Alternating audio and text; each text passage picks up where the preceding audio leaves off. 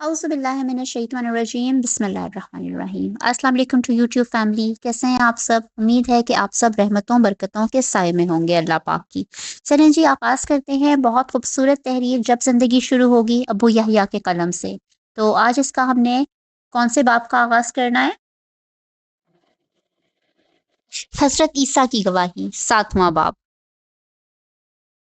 मेरी आंख खुली तो मैंने खुद को एक नफीस और नर्मो नाजुक बिस्तर पर पाया। नाइमा बिस्तर पर मेरे करीब बैठी परेशान निगाहों से मुझे देख रही थी। मेरी आंखें खुलते देखकर एकदम से इसके चेहरे पर रौनक आ गई। इसने बेख्तियार पूछा, आप ठीक हैं? मैं कहाँ हूँ? मैंने जवाब देने की बजाय खुद एक सवाल कर दिया। आप मेरे पास मेरे खेमे में हैं। साले आपको इस हाल में यहाँ लाए थे कि आप बेहोश थे। वो खुद कहाँ है? वो बाहर हैं। ठहरें, मैं उन्हें अंदर बुलाती हूँ। इसकी बात पूरी होने से कबल ही साले सलाम करता हुआ अंदर दाखिल हो गया। इसके चेहरे पर इत्मीनान की मुस्कुराहट थी। मैंने इसे देखा और उठ बैठा और पूछा, क्या हुआ था? तुम बेहोश हो गए थे। या खुदा, बाखुदा, मैंने तो अपने रब का ये रूप पहली दफ़ा देखा था। खुदा के बारे में मेरे तमाम अंदाज़े गलत थे। वो इससे कहीं ज़्यादा अज़ीम है जितना मैं तसव्वुर करता था। मुझे अब अपनी ज़िंदगी के हर उस लम्हे पर अफ़सोस है जो मैंने खुदा की अज़मत के एहसास में बसर नहीं किया। मेरी बात सुनकर साले ने कहा, यह गैब और हज़ूर का फ़र्क है। दुनिया की दुनिया में खुदा गैब में हुआ करता था। आज पहला मौका था कि खुदा ने गैब का पर्दा उठाकर इंसान को मुखातिब किया था। तुम नसीब वाले हो कि तुमने गैब में रहकर खुदा की अज़मत को दरियाफ्त कर लिया और ख़ुद को इसके सामने बेवक़्त कर दिया। इसीलिए आज तुम पर अल्लाह का ख़ुसूसी करम है। मगर ये बेहोश क्यों हुए थे? नाइमा ने गुफ्तगू में मुदाखलत करते हुए पूछा। दरअसल हुआ ये था कि हम अर्श के बाएं तरफ मुजरिमों के हिस्से में खड़े थे। इसी वक्त फरिश्तों का नज़ूल शुरू हो गया और हिसाब किताब का आगाज़ हो गया। अल्लाह ताला ने चूंकि गज़ब के आलम में गुफ्तगू शुरू की थी और इस नाराज़ी का असल रुख बाएं हाथ वालों की तरफ ही था, इसीलिए सबसे ज़्यादा इसका असर इसी बाएं तरफ हो रहा था। अल्लाह ताला अपनी सिफ़ात से कभी मग़लूब नहीं होते। इसीलिए इस गज़ब में होने के बावजूद भी उन्हें एहसास था कि इस वक्त इनका एक महबूब बंदा उल्टे हाथ की तरफ मौजूद है। इसीलिए उन्होंने अब्दुल्ला को बेहोश कर दिया। वो अगर ऐसा ना करते तो अब्दुल्ला को इस कहरो गज़ब का सामना करना पड़ जाता जो बाएं जानिब वालों पर इस वक्त हो रहा था। साले की बात सुनकर बेख्तियार मेरी आंखों से अपने रब्बे करीम के लिए एहसानमंदी के आंसू जारी हो गए। मैं बिस्तर से उतरा और सजदे में गिर गया। मेरे मुंह से बेख्तियार ये अल्फाज निकलने लगे, माबूद, तूने मुझे कब कब याद नहीं रखा। माँ के पेट से आज के दिन तक तेरी किसी मसरूफियत ने तुझे मुझसे गाफिल नहीं किया। और मैंने कभी तेरी करीम हस्ती की कदर ना की।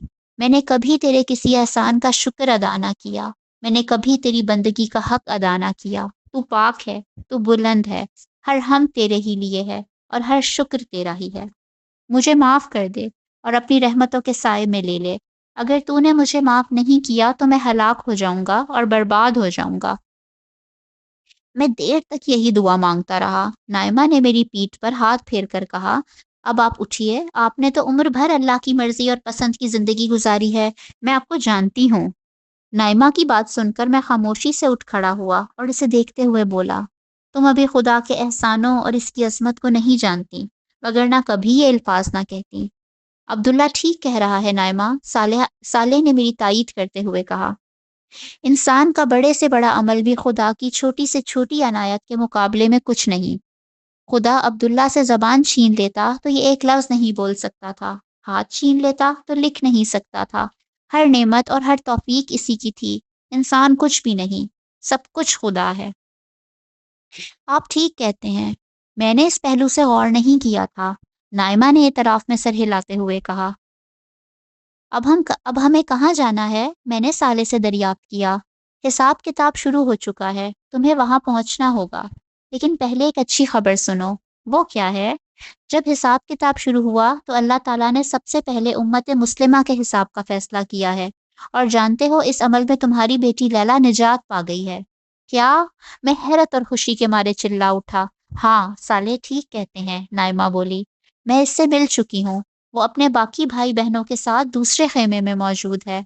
वहाँ सब आपका इंतजार कर रहे हैं। और जमशेद, میں نے صالح سے اپنے بڑے بیٹے کے متعلق پوچھا۔ جواب میں ایک سوگوار خاموشی چھا گئی۔ مجھے اپنے سوال کا جواب مل چکا تھا۔ میں نے کہا، پھر میں واپس حشر کے میدان میں جانا پسند کروں گا، شاید کوئی راستہ نکل آئے۔ ٹھیک ہے، صالح بولا، اور پھر میرا ہاتھ تھام کر خیمے سے باہر آ گیا۔ خیمے سے باہر آ کر میرا پہلا سوال یہ تھا، میں جمشید کے لیے کیا کر سکتا ہوں؟ تم لیلا کے لیے کچھ نہیں کر سکے تو جمشید کے لیے کیا کر سکو گے؟ کیا تم اللہ تعالیٰ کو بتاؤ گے کہ اسے کیا کرنا چاہیے؟ استغفر اللہ، میرا مطلب ہرگز یہ نہیں تھا۔ میں نے فوراً جواب دیا، مگر صالح کی بات پر جمشید کو بچانے کا میرا جوش ٹھنڈا ہو چکا تھا۔ کچھ دیر توقف کے بعد میں نے دریافت کیا، اچھا یہ تو بتاؤ، میرے بے ہوش ہونے کے بعد حشر کے میدان میں کیا ہوا؟ تم جب ہوش میں تھے تمہیں اس وقت بھی پوری طرح معلوم نہیں تھا کہ وہاں کیا ہو رہا ہے۔ اسے پوچھنا ہے تو کسی مجرم سے پوچھو۔ ادھر گروہ در گروہ فرشتے نازل ہو رہے تھے اور ادھر مجرموں کی جان پر بند رہی تھی۔ پھر جس وقت سجدے میں جانے کا حکم ہوا تو سارے لوگ سجدے میں تھے، اور یہ بدبخت اس وقت بھی خدا کے سامنے سینہ تانے کھڑے تھے۔ یہ ان کی کمر تختہ ہو جانے کا نتیجہ تھا؟ ہاں، یہ ان کی سزا تھی۔ اس کے بعد جب اللہ تعالیٰ نے دریافت کیا کہ میں بادشاہ ہوں، میرے سوا اور بادشاہ کہاں ہیں، اس وقت بھی یہی مجرم سینہ تانے اس کے سامنے کھڑے تھے۔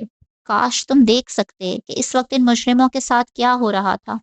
ان کے دل کٹے جا رہے تھے، کلیجے منہ کو آ رہے تھے، آنکھیں خوف اور دہشت سے پھٹی ہوئی تھیں۔ مجرم بے بسی سے اپنی انگلیاں چبا رہے تھے، مگر مجبور تھے کہ اس وقت بھی ساری کائنات کے بادشاہ کے سامنے سینہ تان کر کھڑے رہیں۔ پھر کیا ہوا؟ ظاہر ہے حساب کتاب تو فردن فردن ہونا تھا، لیکن اس موقع پر مجرموں کے سامنے ان کا انجام بالکل نمایاں کر دیا گیا۔ وہ اسی طرح کے جہنم کا دہانہ مکمل طور پر کھول دیا گیا، جس کے بعد میدان حشر کے بائیں حصے کا ماحول انتہائی خوفناک ہو گیا۔ جہنم گویا جوش کے مارے ابلی جا رہی تھی۔ ایسا لگ رہا تھا کہ جیسے وہ مجرموں کو دیکھ کر شدت غضب سے پھٹی جا رہی ہو۔ اس کے دھاڑنے کی آوازیں دور دور تک سنی جا رہی تھیں، اور اس کے شعلے بے قابو ہو کر باہر نکلے جا رہے تھے۔ یہ شعلے اتنے بڑے تھے کہ ان سے اٹھنے والی چنگاریاں بڑے بڑے محلات جتنی وسیع و عریض تھیں، ان کے بلند ہونے سے آسمان پر گویا زرد زرد اونٹوں کے رقص کا سما بن گیا تھا۔ نہ پوچھو کہ یہ سب کچھ دیکھ کر لوگوں کی حالت کیا ہو گئی۔ انہیں محسوس ہو رہا تھا کہ اس سے قبل حشر کی جو سختیاں تھیں وہ کچھ بھی نہیں تھیں۔ حساب کتاب کیسے شروع ہوا؟ سب سے پہلے حضرت آدم کو پکارا گیا، جو پوری انسانیت کے باپ اور پہلے نبی تھے۔ انہوں نے عرض کیا، لبیک و سعید یک، میں حاضر ہوں اور تیری خدمت میں مستعد ہوں، اور سب بھلائیاں تیرے دونوں ہاتھوں میں ہیں۔ اپنی اولاد میں سے اہل جہنم کو الگ کر لو، حکم ہوا۔ کتنوں کو الگ کروں؟ انہوں نے دریافت کیا تو فرمایا گیا، ہر 1000 میں سے 999۔ تم اندازہ نہیں کر سکتے عبداللہ، یہ سن کر حشر کے میدان میں کیا کوہرام مچ گیا۔ لیکن اتنی بڑی تعداد میں لوگوں کی جہنم کا فیصلہ کیوں ہوا؟ میں نے دریافت کیا، یہ فیصلہ نہیں، اس بات کا اظہار تھا کہ میدان حشر میں جو لوگ موجود ہیں، ان میں 1000 سے ایک ہی اس قابل ہے کہ جنت میں جا سکے۔ دراصل انسانیت مجموعی طور پر ایمان و اخلاق کے امتحان میں بری طرح فیل ہوئی۔ چنانچہ اللہ تعالیٰ کے عدل کے تحت اصولی طور پر اتنے ہی لوگ جہنم کے مستحق ہو چکے ہیں۔ مگر جیسا کہ رسول اللہ صلی اللہ علیہ وآلہ وسلم نے دنیا میں بتا دیا تھا کہ اللہ تعالیٰ کی رحمت کے 100 حصے کیے جائیں تو اس کی رحمت کا صرف ایک حصہ دنیا میں ظاہر ہوا تھا، اور باقی 99 حصے اس نے آج کے دن کے لیے روک رکھے تھے۔ چنانچہ اس کی رحمت کا ظہور ہوا، اور اس نے ناکام لوگوں کی جہنم کا فیصلہ سنانے کی بجائے پہلے مرحلے پہ ان لوگوں کو بلانے کا فیصلہ کیا جن کے کامیاب ہونے اور نجات پانے کے امکانات سب سے زیادہ تھے، یعنی مجموعی طور پر اچھے لوگ۔ ہاں، ہر امت کے ان لوگوں کو جن کی نجات بس ایک رسمی حساب کتاب کا تقاضا کرتی ہے۔ اس عمل کا آغاز امت مسلمہ سے شروع ہو چکا ہے، پھر دیگر امتوں کا نمبر بھی جلد آ جائے گا، کیونکہ کل انسانی آبادی میں سے ایسے لوگ صرف 1% ہی ہیں، باقی لوگوں کا معاملہ وہ بعد میں دیکھیں گے۔ اس کا فائدہ یہ ہوگا کہ اگر حشر کی سختیاں کسی کے گناہوں کا بدل بن سکتی ہیں تو بن جائیں۔ یہ کہنے کے بعد صالح لمحہ بھر کو رکا اور پھر تعصب سے بولا، ویسے میں دوسرے لوگوں کے لیے زیادہ امکانات نہیں دیکھتا۔ کیوں؟ میں نے پوچھا۔ اس کی وجہ شرک ہے۔ اللہ تعالیٰ شرک کے معاملے میں بہت غیرت مند ہیں۔ تم جانتے ہو کہ انسانیت کا ہر دور میں سب سے بڑا مسئلہ شرک ہی رہا ہے۔ اسی شرک کی وجہ سے آج سب سے زیادہ لوگ مارے جائیں گے، کیونکہ شرک کی معافی کا امکان نہ ہونے کے برابر ہے۔ ہاں، کسی کے حالات اور ماحول کا کوئی عذر ہوا تو خیر ہے، وگرنہ شرک کرنے والے کسی شخص کے لیے آج نجات کی معمولی سی بھی کوئی امید نہیں ہے، چاہے وہ مسلمان ہو۔ میں نے دریافت کیا، ہاں، صالح نے جواب دیا۔ شرک جہنم کی آگ کا شعلہ تھا، آج یہ لازماً ہر اس شخص کو جلائے گا جس نے اللہ کے سوا کسی اور کو اس کی ذات، صفات یا حقوق و اختیارات میں شریک ٹھہرایا تھا، غیر اللہ کی عبادت کی تھی، اس سے دعا مانگی تھی، اس کو سجدہ کیا تھا، اس کو خدا کا شریک سمجھا تھا اور صفات و اختیارات الہی میں حصہ دار ٹھہرایا تھا۔ اللہ اکبر، لا الہ الا اللہ، بے اختیار میرے منہ سے نکلا۔ ایک بات میری سمجھ میں نہیں آئی، میں نے چلتے چلتے صالح سے پوچھا، وہ کیا؟ وہ یہ کہ اولین سے آخرین تک مسلمانوں کی تعداد کروڑوں بلکہ اربوں میں تھی، تو پھر لیلا کا نمبر بالکل ابتدا ہی میں کیسے آ گیا؟ تم کیا سمجھتے ہو کہ اللہ تعالیٰ شناختی کارڈ دیکھ کر فیصلہ کرتے ہیں کہ کون مسلمان ہے اور کون نہیں؟ میں سمجھا نہیں کہ تمہاری اس بات کا کیا مطلب ہے۔ مطلب یہ ہے کہ مسلمانوں کی غالب ترین اکثریت نے اپنے لیے مسلمان ہونے کی شناخت پسند ہی نہیں کی۔ بیشتر لوگوں کے لیے ان کا اپنا فرقہ، اپنے اکابرین اور اپنا مسلک ہی اصل شناخت بنا رہا۔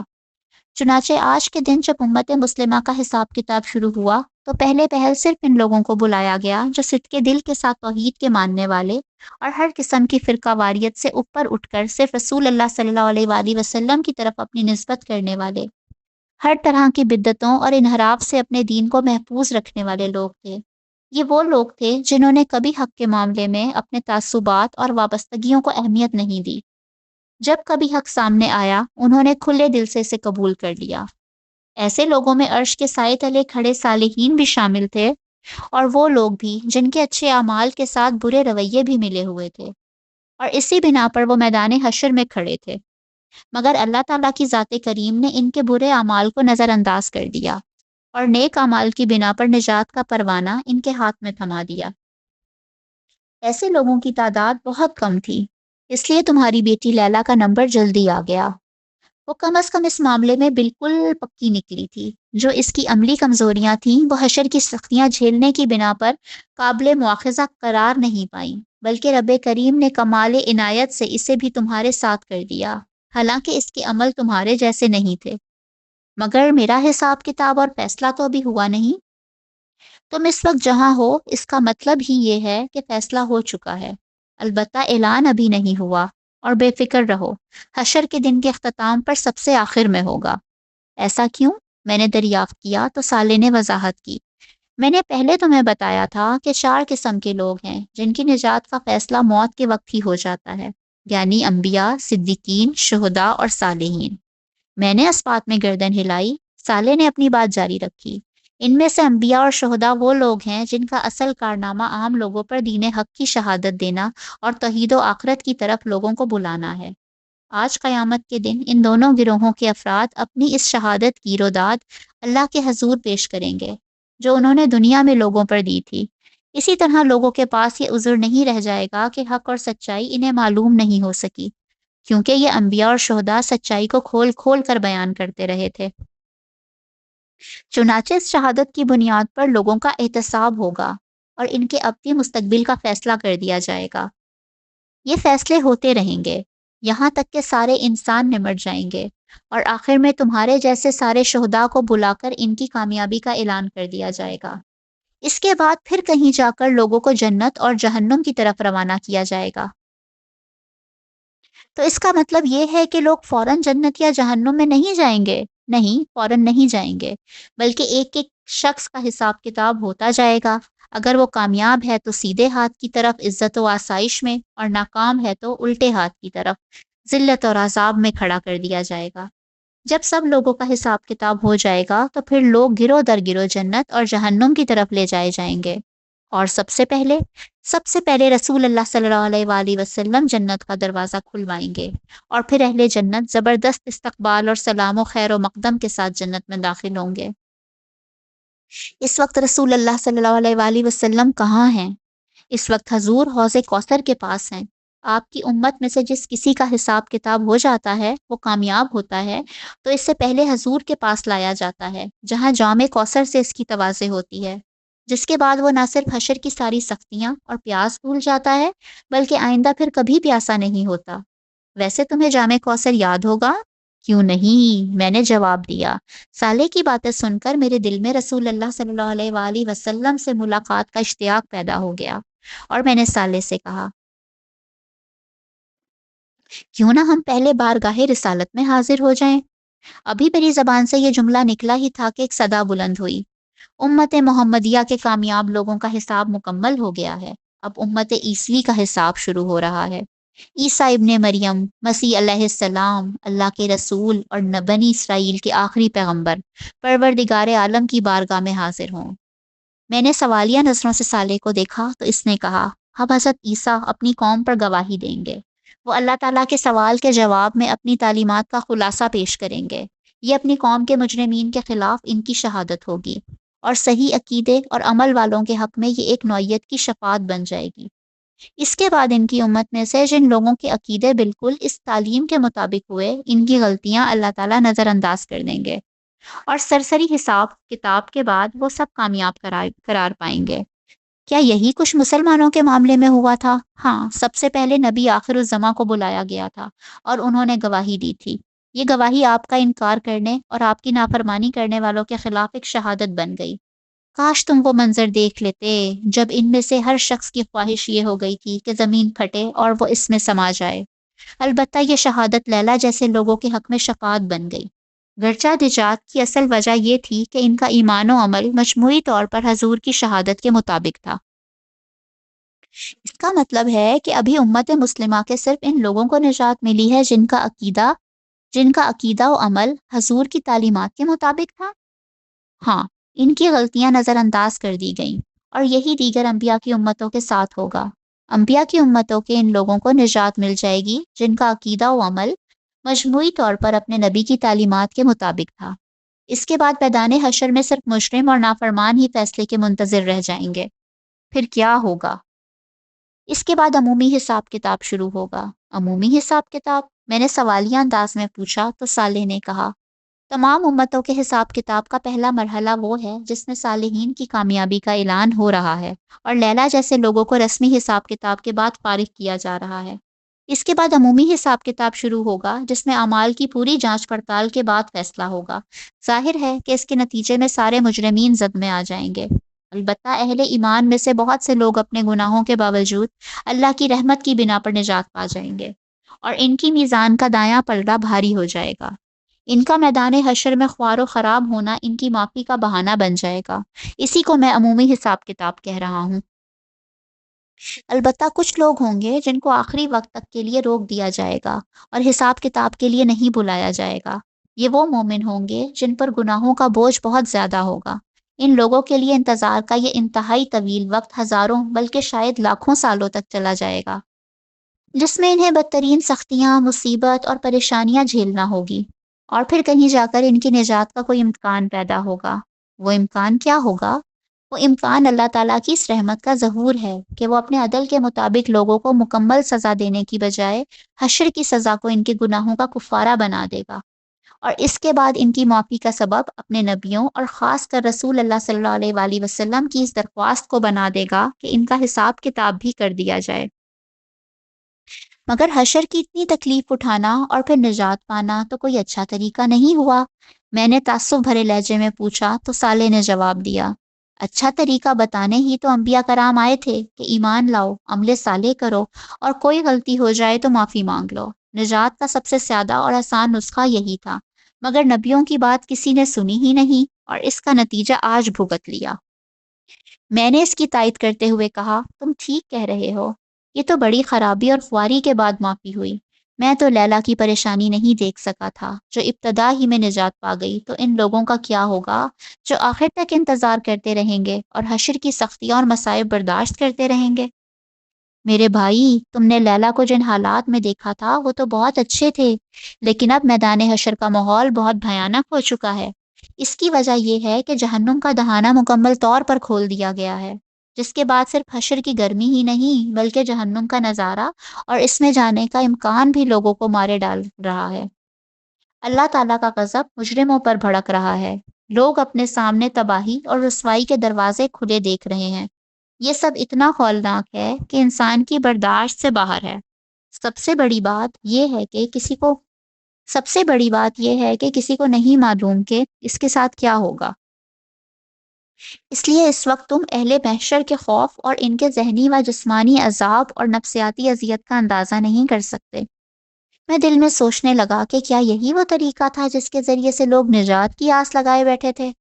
کاش لوگ دنیا ہی میں سمجھ لیتے کہ نجات کا انحصار ایمان اور عمل صالح پر ہوگا۔ حضور نے ساری عمر اسی کی دعوت دی تھی، مگر لوگوں کی خوش فہمیوں کا کیا کیجیے؟ حضور کی اصل دعوت کو انہوں نے پیچھے پھینک دیا اور اپنے گمانوں کی جھوٹی دنیا آباد کر لی۔ ان کا خیال تھا کہ وہ کچھ نہ بھی کریں، شفاعت انہیں بخشوا دے گی، مگر آج یہ بالکل واضح ہو چکا ہے کہ نجات ایمان اور عمل صالح پر ملے گی۔ ہر وہ بڑا گناہ جس کی توبہ نہیں کی، اس کی سزا آج حشر کی سختی اور جہنم کے بھیانک سائے تلے بھگتنا پڑے گی۔ اے کاش کہ لوگوں کو یہ بات آج سمجھ آنے کی بجائے دنیا ہی میں سمجھ آ جاتی، تو ان کی ساری زندگی توبہ کرتے گزر جاتی۔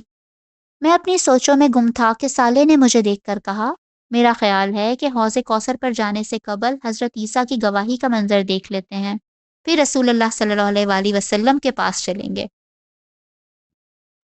ہم ایک دفعہ پھر میدان حشر میں آ چکے تھے، مگر اس دفعہ ہم عرش الہی کے دائیں طرف کھڑے تھے۔ عرش الہی کی تجلیات سے زمین و آسمان منور تھے۔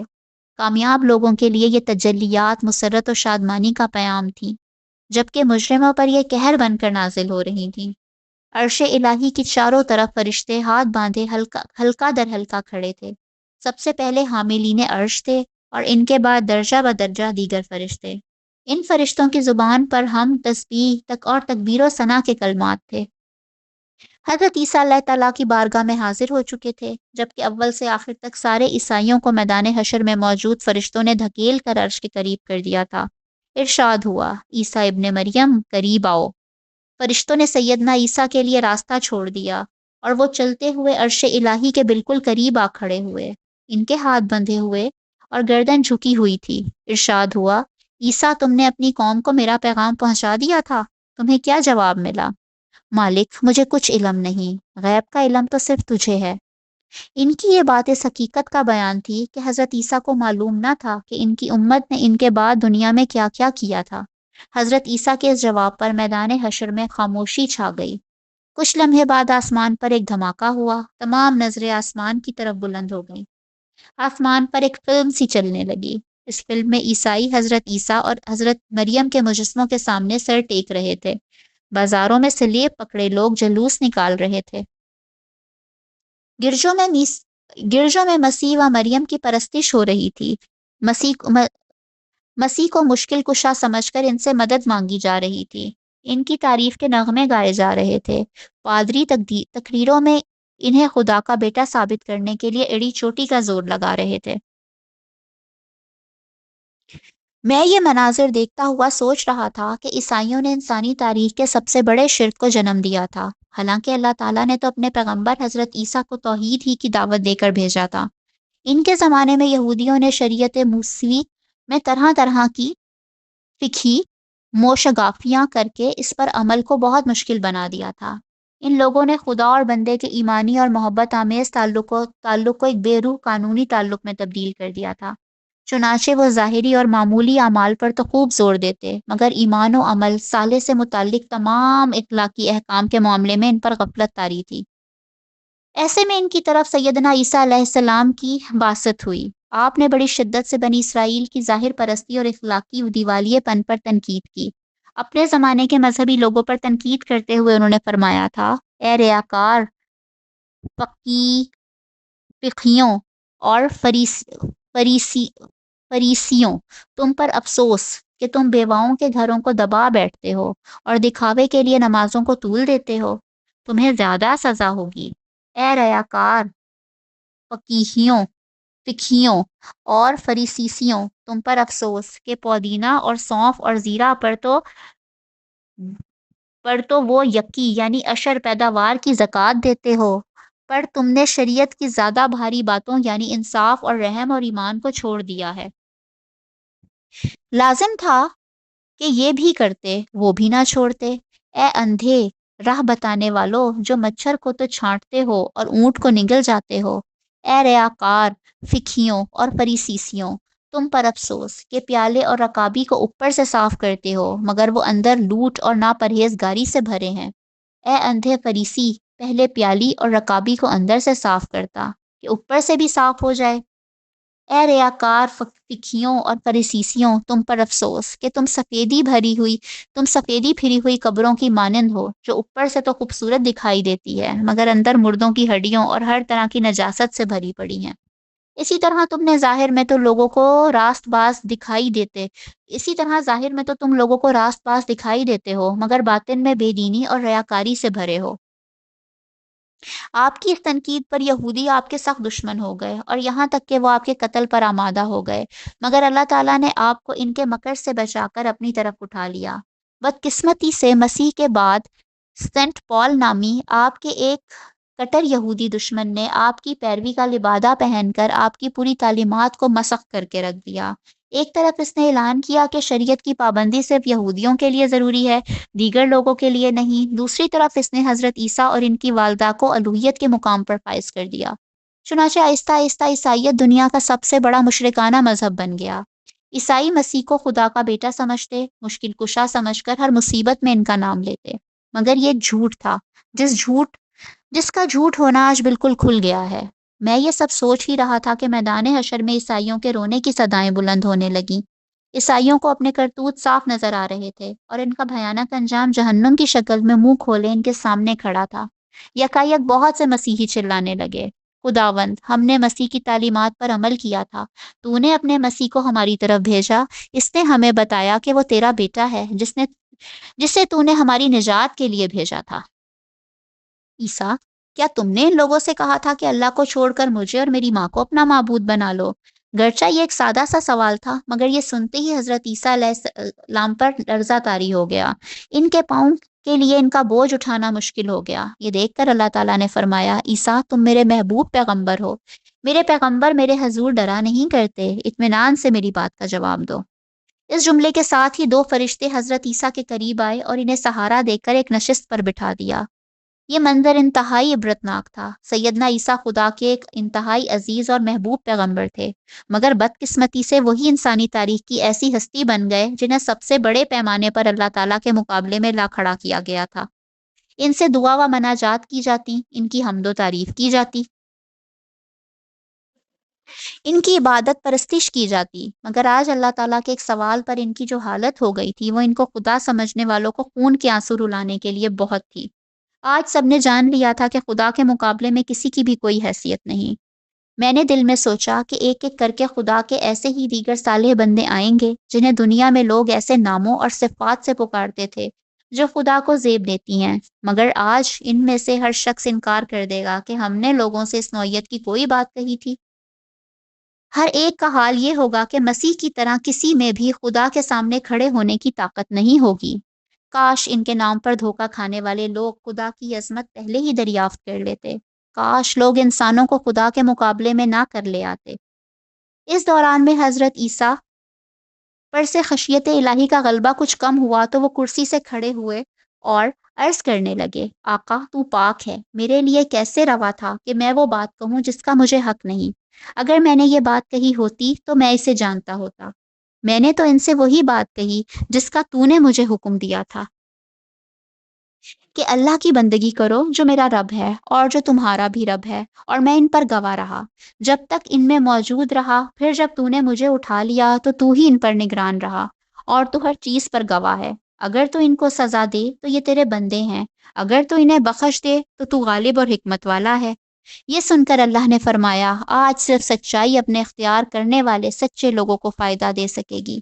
اور پھر عیسیٰ کو رخصت کر دیا گیا اور فرشتوں کو حکم ہوا، عیسیٰ کی امت میں سے جس کسی کا علم اور عمل عیسیٰ کے پیغام کے مطابق ہے اسے ہمارے حضور پیش کیا جائے۔